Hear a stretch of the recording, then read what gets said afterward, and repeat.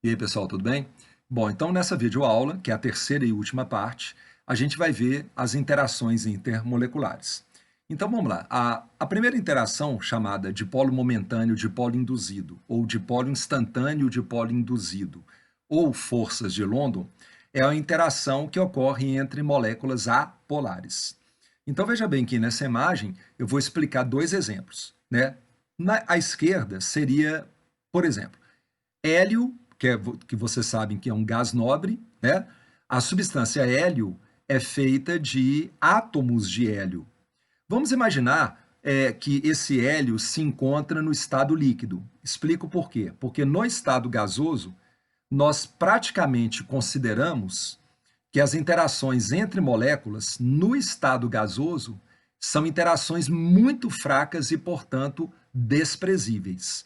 Por isso que, nesse momento, eu vou te convidar a entender que você tem que imaginar que ali é um recipiente contendo hélio no estado líquido, porque no estado gasoso não há interação significativa entre moléculas. Mas é claro que o hélio ele é um gás nobre à temperatura ambiente, né? Ele se encontra na fase gasosa. Então vamos lá, gente. O que tem dentro de um recipiente contendo hélio líquido? Milhões e milhões e milhões e milhões de átomos de hélio. O hélio é um átomo que tem, né, dois prótons e dois elétrons. Obviamente é átomo e ser átomo é neutro. No entanto, olha que interessante. Ali em cima, a gente mostra dois átomos de hélio, o hélio A e o hélio B. É só para entender que são dois átomos, tá, gente? Só que na medida que um átomo chega muito perto do outro, olha que interessante. O hélio da esquerda, eu vou falar o hélio a nuvem eletrônica dele, né? Porque o hélio tem dois elétrons. Essa nuvem eletrônica, ela sofre uma polarização instantânea, uma polarização momentânea. Momentaneamente, quando aquele átomo de hélio A chega perto do átomo de hélio B, a nuvem eletrônica do átomo de hélio A, ela se distorce. Ela se distorce de tal maneira que, olhando ali para a imagem, à direita aparece um polo positivo e à esquerda aparece um polo negativo. O que você pode imaginar? Que aquela nuvem eletrônica se distorceu para a esquerda, aumentando a densidade eletrônica do lado esquerdo e, consequentemente, criando um polo positivo do lado direito do átomo. Com isso, gente, ao aparecer momentaneamente, instantaneamente, um dipolo dentro do átomo, agora olha ali embaixo, o aparecimento desse dipolo momentâneo ou instantâneo sobre o átomo A provoca o aparecimento de um dipolo no átomo de hélio B. Por quê? Você está se perguntando. Porque quando o átomo A ele se polariza momentaneamente, aquele polo positivo que aparece ali, ele atrai elétrons do outro átomo de hélio, concordam? Porque polo positivo atrai elétron. Com isso, ali, ó, o hélio B, ele também se polariza. Ele se polarizou porque ele foi induzido a se polarizar devido à polarização do outro átomo de hélio. Por isso que a interação que você está vendo ali embaixo agora, um dipolo, o que é um dipolo? Um átomo de hélio que tem dois polos. A gente fala um dipolo. Um dipolo induziu, um dipolo momentâneo induziu o aparecimento de um dipolo no outro átomo. Então, a interação entre os dois átomos é chamada de dipolo momentâneo ou dipolo instantâneo, dipolo induzido. O que você pode concluir? Que essa interação é fraca. Sim, porque logo que ela aparece, mas pelo movimento dos átomos, essa interação desaparece, porque eles se afastam. Tudo bem? Agora, à direita, o raciocínio vai ser praticamente igual. Você agora não tem um átomo, você tem molécula. Então vamos lá. Você está vendo ali uma molécula de gás hidrogênio e à direita uma outra molécula de gás hidrogênio. A princípio, essas nuvens eletrônicas dessas duas moléculas não se encontram polarizadas. Você pode imaginar que a molécula da esquerda está muito distante da molécula da direita. Lembrando, Hidrogênio é gás, então nós vamos considerar aqui hidrogênio líquido, liquefeito, para a gente poder considerar a interação entre as moléculas, né? Já expliquei agora mesmo. Muito bem. Só que quando uma molécula chega perto da outra, a nuvem eletrônica da molécula A, ela se distorce, ou seja, ela fica mais concentrada no hidrogênio da esquerda. Por isso que o hidrogênio da esquerda, momentaneamente ou instantaneamente, se transforma num polo negativo. Com isso, o hidrogênio da direita se transforma no polo positivo. E aí, este dipolo momentâneo ou instantâneo provoca o aparecimento de um dipolo na outra molécula. Esta interação entre as moléculas é chamada de dipolo momentâneo ou dipolo instantâneo, dipolo induzido. Também, lembrando, são chamadas forças de London. De uma maneira geral, pessoal, essas interações entre moléculas apolares são mais fracas do que as outras que a gente vai ver. Mas tem um detalhe muito importante. Vê se você concorda comigo. Quanto maior o tamanho, a cadeia dessas moléculas apolares, a superfície de contato entre essas moléculas apolares vai ficando muito grande, vai aumentando a superfície de contato entre elas. Então, o número de interações do tipo dipolo instantâneo, dipolo induzido, aumenta. E aumentando a quantidade de interações, essas moléculas, ainda que apolares, mas pelo fato delas terem cadeias muito longas, a superfície de contato entre elas é grande, essas moléculas passam a ter temperaturas de fusão e ebulição mais altas. Tá ok? Muito bem, então agora vamos à segunda.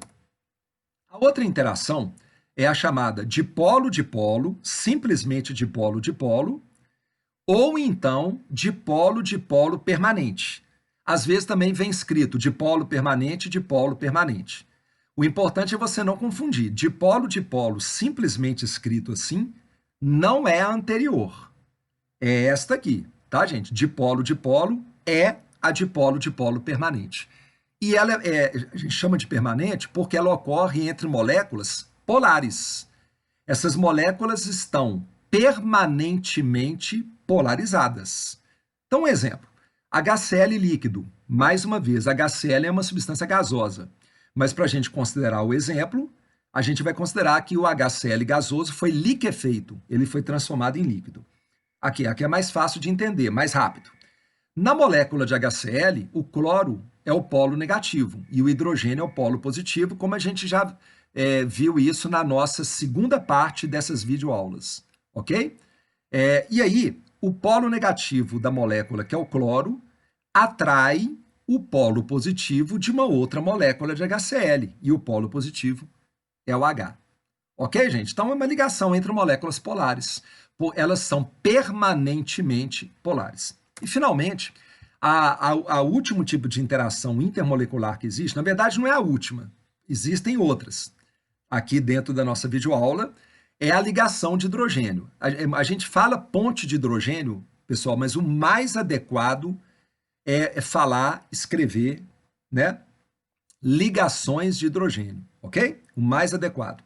E essas ligações de hidrogênio, elas ocorrem entre moléculas também polares, mas, importantíssimo, entre moléculas polares nas quais o hidrogênio, o H, por isso que chama ligação de hidrogênio, ele está ligado na molécula que ele existe, naquela molécula que ele está, ele tem que estar ligado diretamente, ou seja, através de uma ligação covalente, dentro da molécula na qual ele está ligado, ele tem que estar ligado diretamente ao F, ao O ou ao N, ou seja, aos três elementos mais eletronegativos que a gente conhece, ok?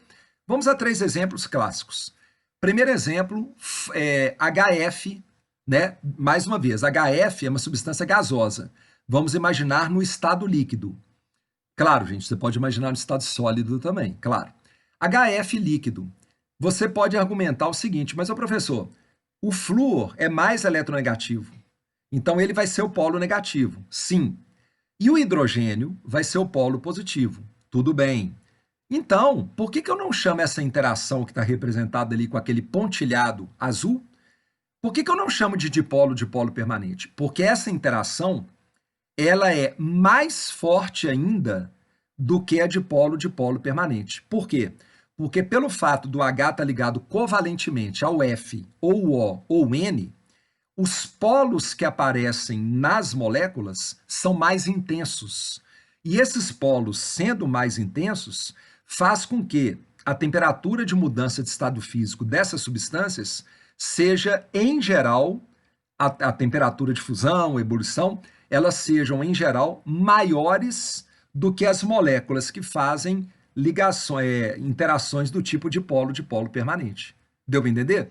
É devido à maior eletronegatividade do F, do O e do N. Então, esses polos negativos são mais intensos e, consequentemente, os hidrogênios também se tornam polos positivos mais intensos do que no caso das interações entre moléculas polares, que é a interação chamada de polo permanente. Ok? Então, aquele primeiro exemplo ele mostra ligação de hidrogênio, o de baixo, entre moléculas de amônia, moléculas de geometria piramidal, como a gente viu na segunda parte dessas videoaulas, né? O H está ligado covalentemente ao N em uma molécula. Então, ele faz ligação de hidrogênio com o N da outra molécula.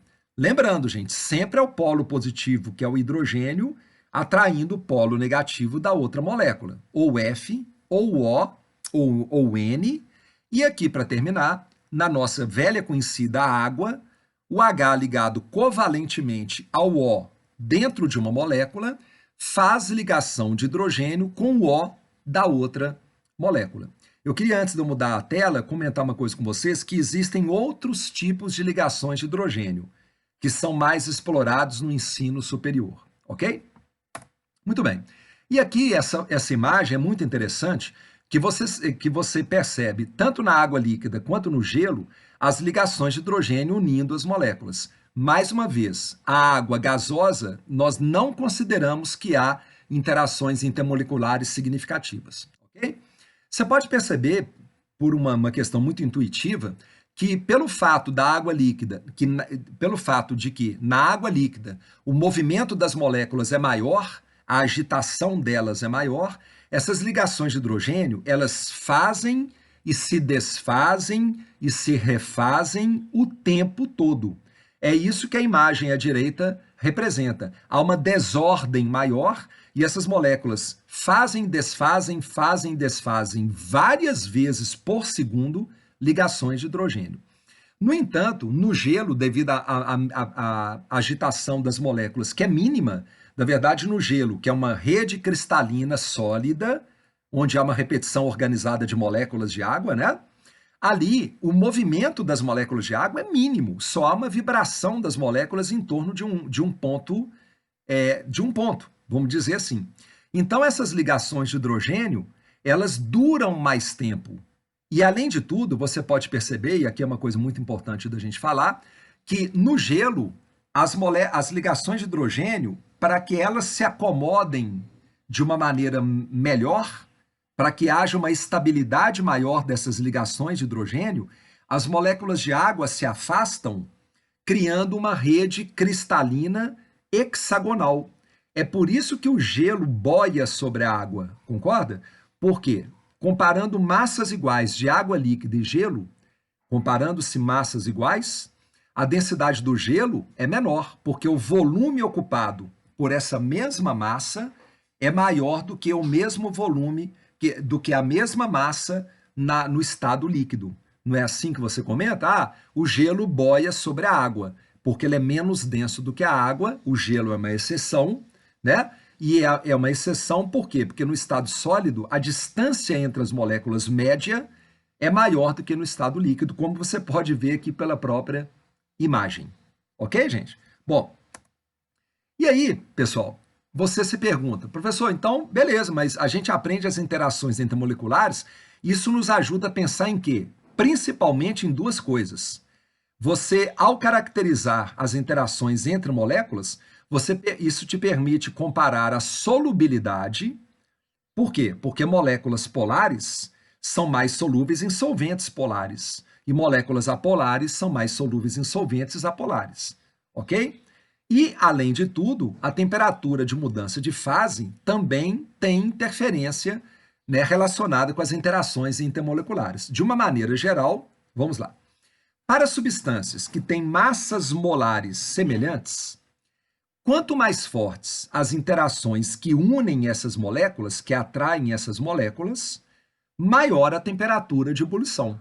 Por quê? Porque tem que atingir uma temperatura mais alta para poder romper as interações mais fortes que unem essas moléculas. Portanto, de uma maneira geral, moléculas que se atraem através de ligações de hidrogênio têm temperaturas de fusão e ebulição maiores do que moléculas polares, cuja interação é dipolo-dipolo permanente, que por sua vez tem temperaturas de mudança de estado físico maiores, né, fusão e ebulição, especificamente falando, do que as interações, do que as moléculas apolares, cuja interação é chamada, como a gente viu, de dipolo instantâneo, dipolo induzido. Então aqui, gente, eu trago para vocês um exemplo. Oxigênio no estado líquido. Já expliquei por quê. Porque no estado gasoso a gente despreza interações intermoleculares. Oxigênio líquido. A massa molar do oxigênio, O2, é 32 gramas por mol. Temperatura de ebulição dessa substância é menos 183 graus Celsius. Sabe? Quais são as interações que ocorrem entre essas moléculas? Como as moléculas de O2 são apolares, as interações são do tipo dipolo instantâneo, dipolo induzido.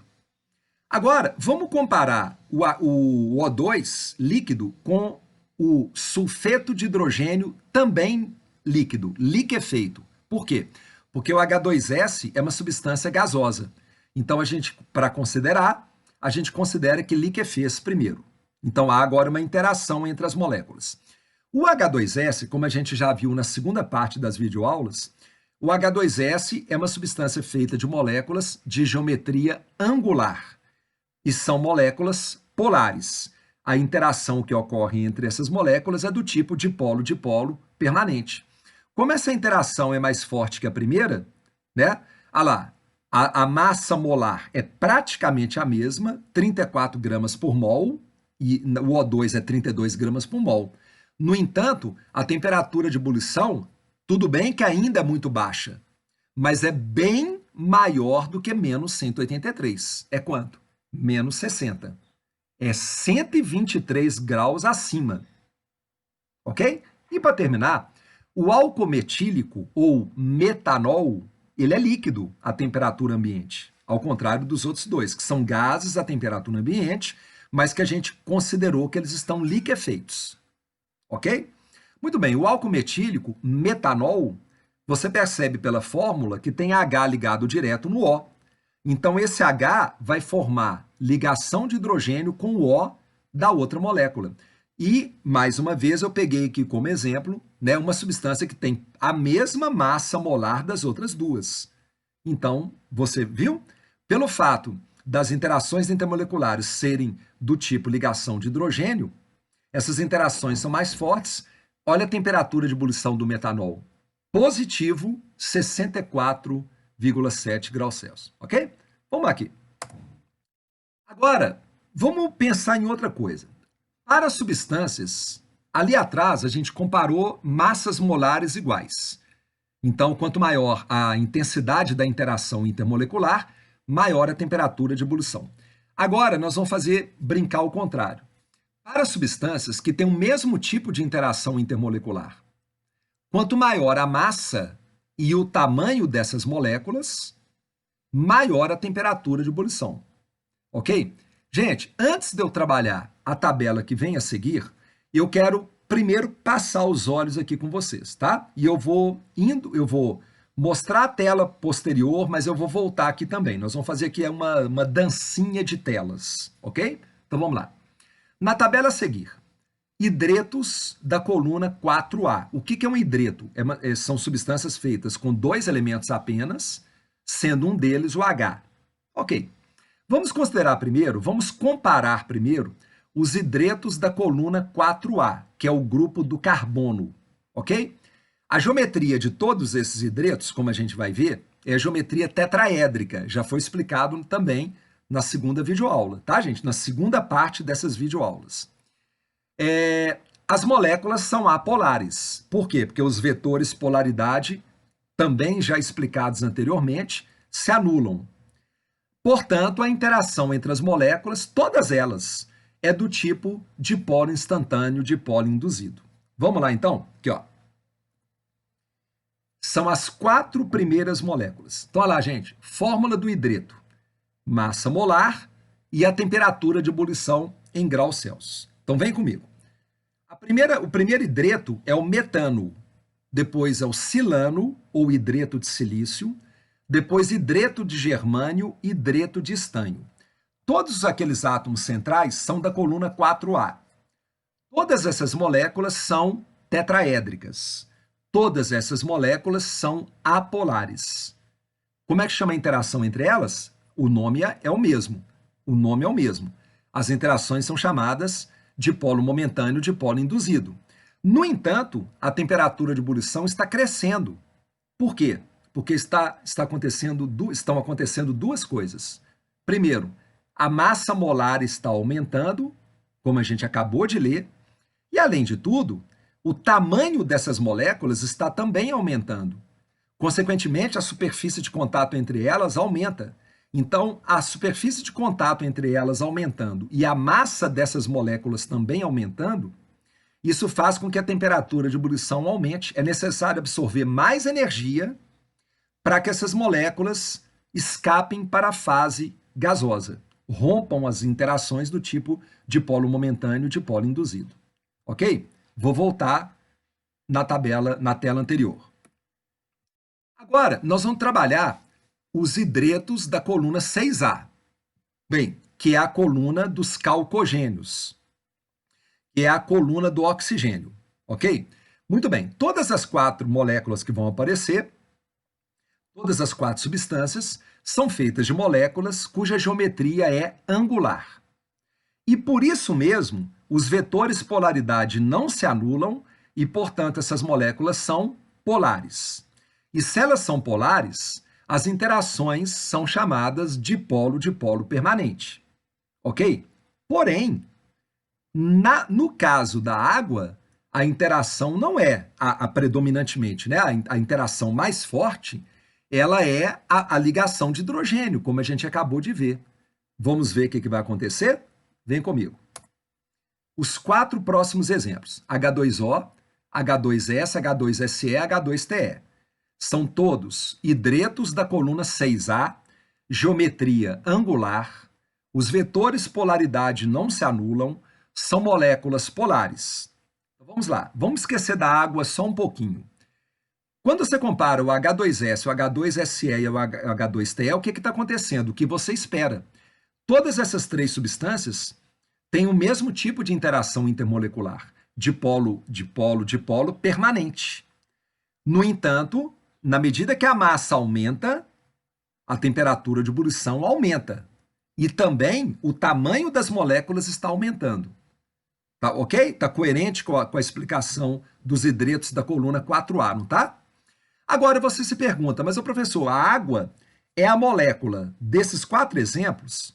A água é a molécula que tem menor tamanho e menor massa. Mas por que a temperatura de ebulição não é maior, não? É muito maior do que essas temperaturas de ebulição que estão aqui na tabela. Porque as interações entre as moléculas de água são mais fortes do que dipolo-dipolo permanente. Tudo bem, gente? Ligação de hidrogênio. Beleza, galera? Vou voltar. Então, terminando. Agora nós vamos comparar os hidretos da coluna 7A, que são os halogênios da tabela periódica. Vamos lá. A geometria desses hidretos é uma geometria linear. As moléculas são polares, porque os vetores polaridade não se anulam. Portanto, as interações entre as moléculas, mais uma vez, é aquela interação. E aí, pessoal, muito curioso aqui os 4 últimos exemplos. Você pode perceber que há uma coerência. Quando você compara a temperatura de ebulição do pH3, do ASH3 e do SbH3, né, como já falado, todas são moléculas piramidais, polares.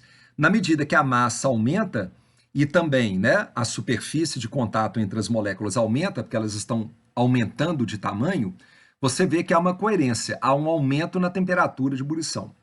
Agora, olha que curioso, a temperatura de ebulição da amônia, que é uma substância cujas moléculas fazem entre si ligações de hidrogênio, a temperatura de ebulição é maior do que do pH3 e do ASH3. Mas química é uma ciência experimental. Você poderia pensar, e eu também com certeza pensaria junto com você, que a temperatura de ebulição da amônia deveria ser maior do que do SbH3, que é menos 17. Mas não. A temperatura de ebulição da amônia ela é menos 33, ou seja, ela é maior do que do pH3 do ASH3, porque apesar de ser uma molécula que pesa menos e ela é menor, a interação entre as moléculas é do tipo ligação de hidrogênio, enquanto que no pH3 e no ASH3 é do tipo dipolo-dipolo permanente. Mas aqui é um bom exemplo para você perceber que química é uma ciência experimental. No saldo das influências, ainda que SbH3 forme entre suas moléculas interações que não são do tipo ligação de hidrogênio, são interações do tipo dipolo-dipolo permanente, mas a gente pode concluir que o tamanho das moléculas e a massa molar muito maior do que da amônia pesam, né, no comportamento dessa substância, o que faz com que a temperatura de ebulição dela seja maior do que da amônia. Ok, gente? Muito bem. Vamos continuar? E aí, esse gráfico, ele basicamente te mostra o que a gente viu pouco a pouco na tabela ali atrás, tá, gente? Então não vou me delongar nele. Olha lá, temperaturas de ebulição dos hidretos das colunas 4A, 5A, 6A e 7A em função da massa molar. Então é aquilo que a gente comentou. Olha lá, a água, o HF e a amônia têm temperaturas de ebulição maiores do que os outros, né, hidretos da coluna, né, do oxigênio, do flúor e do N, como a gente explicou agora, tá? Então é só um aspecto visual do gráfico aqui. Outra coisa que você pode perceber é que, tirando essas exceções, a temperatura de ebulição aumenta na medida que a massa molar aumenta e também, imagine que o tamanho das moléculas e, consequentemente, a superfície de contato entre elas está também aumentando. Ok? Vamos lá, então. Gente, a gente comentou sobre solubilidade e eu trago aqui uma imagem para explicar melhor para vocês. Por exemplo, glicose é um açúcar, né? Não, glicose não é a sacarose que tem na sua casa. Glicose. Né? A glicose existe dentro da gente. Mas aqui, a gente sabe que os açúcares são muito solúveis na água. Eu trago aqui um exemplo específico da glicose. A molécula que eu circulei de verde, né, eu destaquei em verde, é a molécula de glicose. Você percebe que tem vários grupos OH distribuídos pela molécula? Ou seja, tem vários oxigênios e tem vários hidrogênios ligados diretamente nos oxigênios. Aí você consegue entender por que glicose é muito solúvel na água. Porque você pode perceber pela imagem que há várias ligações de hidrogênio que unem moléculas de água às moléculas de glicose. Ok, pessoal? Então fica nítido aqui na imagem a quantidade de ligações de hidrogênio que ocorrem entre o solvente, água, e o soluto, glicose. Ok? Solutos muito solúveis na água são aqueles que formam muitas ligações de hidrogênio com a água. Ok? Eu queria também, só para, em nível de curiosidade, chamar a sua atenção que dentro dessa molécula de glicose, nós temos OHs, que são hidroxilas alcoólicas, mas ali no meio, no anel, tem um O ligado em 2 carbonos. Ali é um éter. Ok, gente? Bom, vamos lá. Gente, e aí, olha que curioso. Daqui em diante, eu vou comentar com vocês algumas coisas e no final desse PowerPoint, assim como eu fiz na primeira parte das videoaulas, eu estou sugerindo vários vídeos interessantes para vocês assistirem e verem experimentos de química, onde esses detalhes que são muito curiosos aparecem. Experimentalmente, pode-se observar a polaridade de um líquido constituído de moléculas polares Ao se aproximar de um filete desse líquido, um bastão atritado e eletrizado negativamente. Gente, só um detalhe, você pode atritar um bastão e ele ficar eletrizado positivamente. Neste caso que eu estou dando, até pela imagem que eu estou usando, nós eletrizamos um bastão por atrito e ele ficou com excesso de carga negativa, ok? Muito bem, neste exemplo, as moléculas de água desviam a sua trajetória retilínea, por quê? Você abriu ali uma torneira, está caindo um filete de água, bem fininho. Você atritou, imagine, gente, você pegou um canudinho e atritou num papel. Você pega um papel do seu caderno, pega um canudo e atrita bastante. E ele fica eletrizado negativamente. Quando você abre a torneira e o filete cai, quando você aproxima o bastão, ou pode ser um bastão de vidro, pode ser uma canetinha, ok, gente? Pode ser um canudinho, né? E ele está carregado negativamente, olha lá, as moléculas de água desviam sua trajetória retilínea devido à atração entre os polos positivos das moléculas de água, que são quem? Os átomos de hidrogênio, como a gente já viu, e a carga negativa acumulada na superfície do bastão. Pessoal, faça isso em casa e, além de tudo, você pode fazer isso em casa, e, além de tudo, a gente vai ver aqui no final sugestão de vídeos. Eu também coloquei aqui na descrição do vídeo, ok? Muito bem. Tensão superficial da água, um tema muito interessante também. Tensão superficial é a tendência da superfície de um líquido. Gente, eu vou dar exemplo da água, mas isso aqui é de uma maneira genérica, vale para vários líquidos. A tensão superficial é a tendência da superfície de um líquido de contrair a sua área, aquela área superficial ali, né? Tensão superficial. É a tendência da superfície de contrair a sua área e, portanto, de comportar-se como se fosse uma membrana elástica. Veja bem aqui. Olhe para esta imagem e a gente também lê aqui o texto. Ali, moléculas do interior do líquido, elas se atraem mutuamente com a mesma intensidade em todas as direções e sentidos. Dá uma olhada ali, gente, na imagem, ali embaixo. As moléculas que estão mais no interior, elas se atraem mutuamente em todas as direções, ok? Então, a resultante dessas forças intermoleculares é nula. No entanto, moléculas na superfície são atraídas somente por moléculas ao lado e abaixo.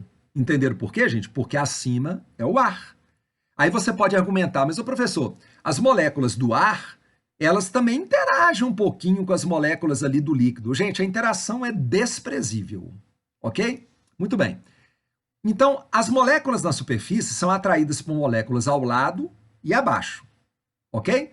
O que leva a uma resultante das forças de atração intermoleculares direcionadas para baixo, fazendo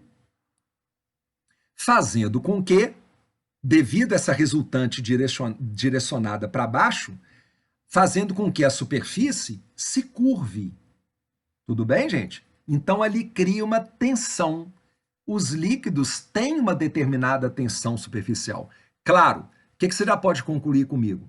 Quanto maior a atração entre essas partículas do líquido, a tensão superficial é maior. Se a atração entre essas partículas do líquido não é tão forte, a tensão superficial é menor, ok? Bom, então vamos lá. Aqui, ó, continuando. Veja bem aqui um exemplo. Olha que curioso. Né? Eu repeti ali a definição de tensão superficial. Veja bem, gente. Olha ali do lado esquerdo, primeiro, aquela imagem. Você está vendo gotas de orvalho no caule de uma planta. Para um dado volume, a forma geométrica esférica, uma gota, possui a menor área. Entenderam por que a água ela tende a ficar na forma de gotas? Porque devido à tensão superficial, né? Então, aquela área, imagine uma esfera, ela tem um volume. Mas você pode falar, mas, ô Manuel, um cubo, por exemplo, ele também tem um volume. Então vamos lá, vamos fazer aqui um pensamento aqui junto. Imagina um cubo feito de água e uma esfera feita de água. Vamos imaginar que o volume desse cubo feito de água e dessa esfera feita de água, o volume é o mesmo. Só que vocês aprendem em matemática que a área dessa esfera é menor do que a área do cubo. Portanto, a tendência da água, devido à tensão superficial, é ocupar a menor área. Por isso que no planeta Terra, né, a tendência da água a gente vê na forma de gotas. Aí você pode argumentar, mas o professor, às vezes a gota fica meio achatada. Sim, é devido à ação da gravidade. Ok, pessoal? Do lado direito, pessoal, outra coisa também que vocês conhecem. Vocês sabem que alguns insetos, eles conseguem flutuar sobre a água devido à tensão superficial da água, né? Porque a água se comporta na superfície como uma membrana elástica. Muito curioso, né? Agora, dois outros detalhes que são importantes no meio aqui da tela. Quando o aumento da temperatura diminui a tensão superficial de um líquido. Sim, porque você está aumentando a agitação das moléculas. Então, a intensidade das atrações entre elas diminui. E outra coisa também muito curioso, a adição de sabão diminui a tensão superficial da água. A gente vai fazer um exercício aqui, inclusive, relacionado com isso.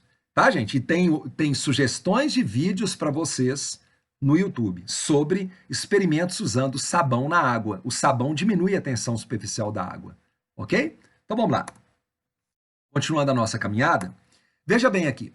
Outra coisa muito curiosa que a gente pode associar a esta questão aqui que a gente está falando, que é a questão, deixa eu me trocar de lugar,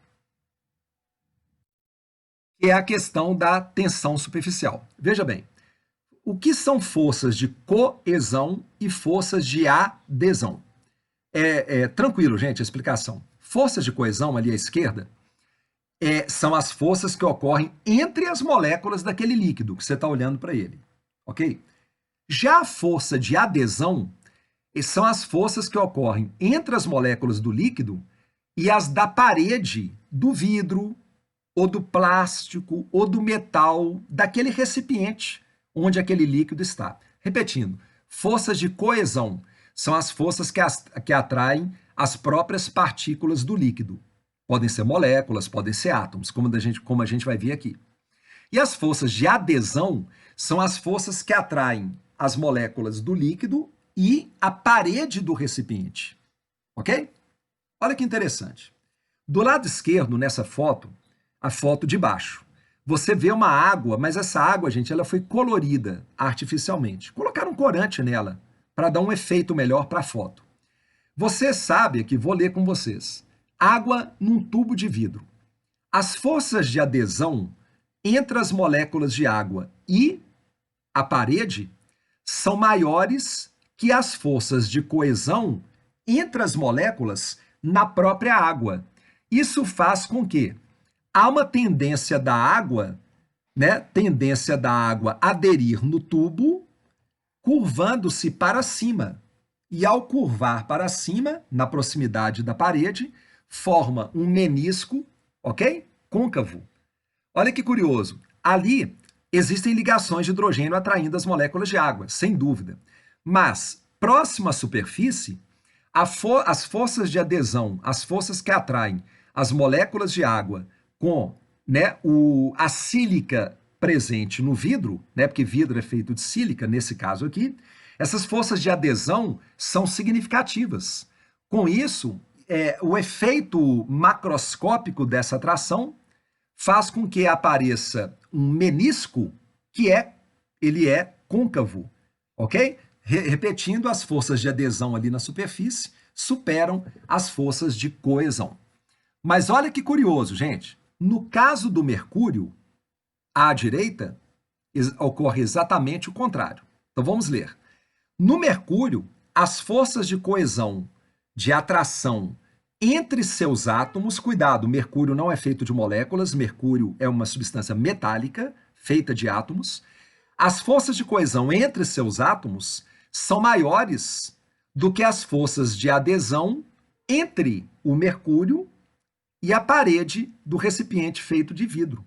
Portanto, olha lá, tendência do mercúrio é se afastar da parede, formando um menisco que não é côncavo, ele é convexo.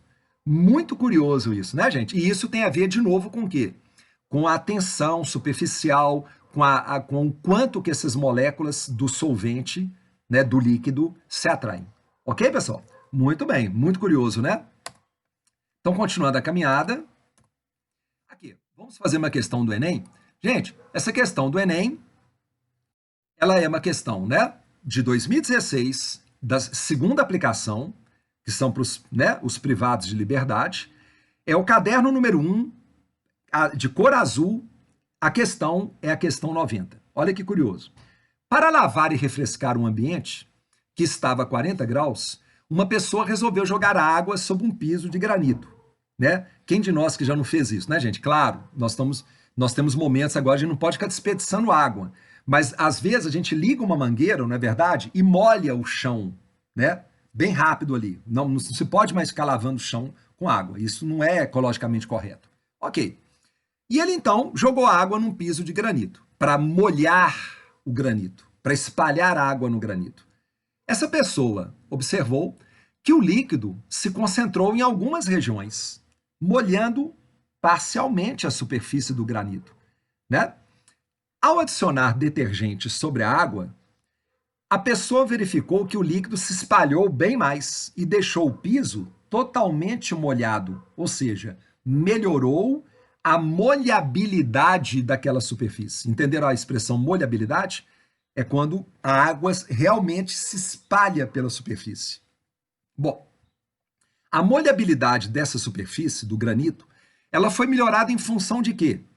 Letra A solubilidade do detergente em água ser alta. Mas e aí? Letra B. A tensão superficial da água ter sido reduzida. Gente, eu vou acabar de ler. Pressão de vapor da água ter sido diminuída, densidade da solução ser maior do que da água, mas e daí? E a viscosidade da solução ser menor do que da água. Pessoal, o lance é o seguinte: as moléculas do sabão são moléculas feitas de cadeias longas, de natureza apolar, e a cabeça da molécula do sabão, né, eu falei, o corpo da molécula é feito de natureza apolar, que são cadeias contendo carbonos e hidrogênios, cadeias muito longas. Portanto, a cadeia, o corpo da molécula do sabão é predominantemente apolar, mas na cabeça da molécula do sabão é uma cabeça de natureza iônica.